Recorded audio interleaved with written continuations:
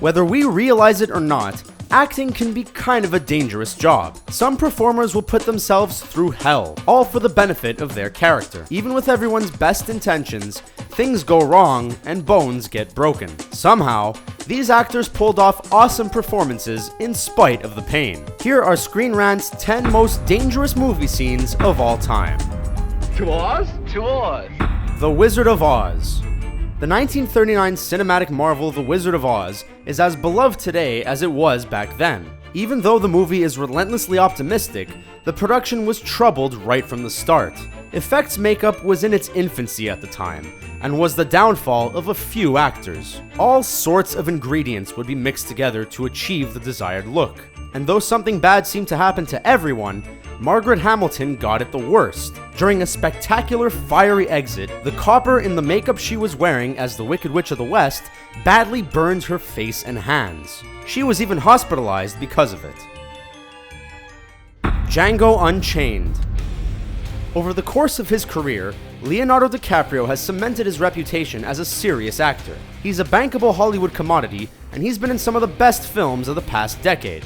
While his roles have been varied, his turn as Calvin Candy in Django Unchained was the first time the experienced actor got to be the bad guy. And oh, what a bad guy he was. DiCaprio got so deep into the character that when he sliced his hand open on a broken glass during a rant, lay your palm flat on that tabletop! He didn't even notice. Obviously, that's the take Tarantino chose to be in the final cut. The Lord of the Rings, The Two Towers.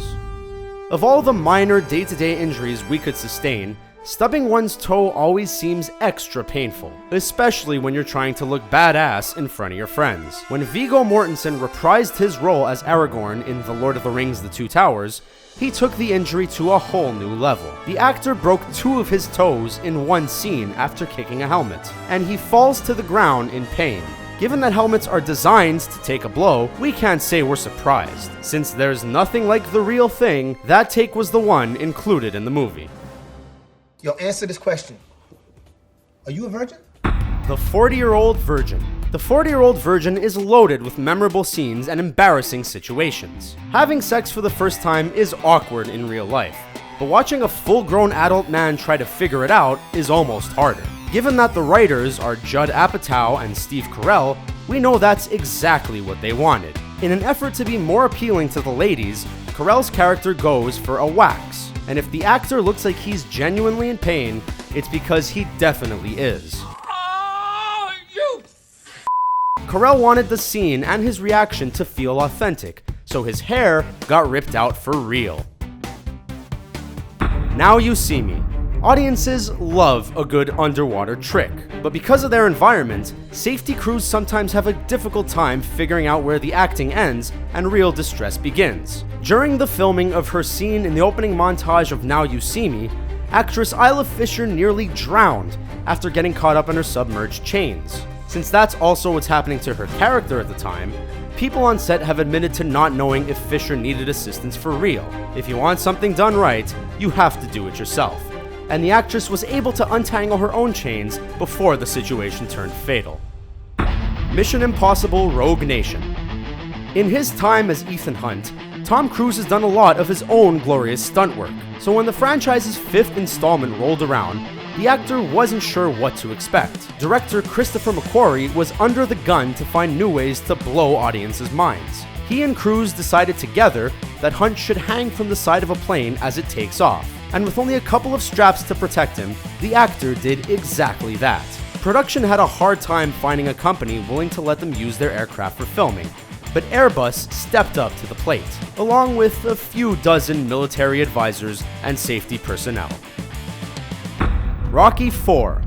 Stage combat is hard, and what people don't realize is that it takes a lot of practice. Meticulously choreographing every single move the actors are supposed to make can interrupt the flow of a performance. Plus, when it's done poorly, it's obvious to the viewer. When Sylvester Stallone and Dolph Lundgren were filming their infamous showdown from Rocky IV, both men quickly grew tired of the phony fighting. After a couple of takes, the two decided that if the hits were going to look real, they would have to be real. Stallone may have been ready to rumble, but his body certainly wasn't. And after taking a hard punch to the chest, The actor's heart swelled so much that he had to spend over a week in the hospital because of it.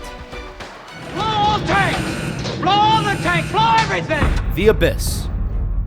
Ed Harris has stated in no uncertain terms that he will never work with James Cameron again, and after hearing this story, we can't say we blame him. While filming his 1989 thriller The Abyss, Cameron used some downright dangerous tricks to get performances out of his actors. Since you can't have a water movie without the near constant threat of someone drowning, the logical solution is to drown them in earnest, right? Harris says the director knowingly gave him a nearly empty oxygen tank because he wanted the scene to appear authentic. Apparently, Cameron didn't let the safety team in on that little secret either, because they were equally surprised when the actor ran out of air so quickly.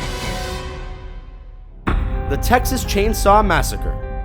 As far as safety standards go, the 1970s were kind of a gray area, and filmmakers could get by with the bare minimum. To a lot of horror directors, part of the genre's charm comes from its low budget, and since safety costs money, it's usually one of the first things to go. When you consider all these things together, it's easy to understand why the team behind 1974's The Texas Chainsaw Massacre would choose to use a real chainsaw during most scenes, because it was cheaper. Miraculously, everything was fine, until the actor wielding it tripped, and the running chainsaw landed inches from his face. Pulp Fiction.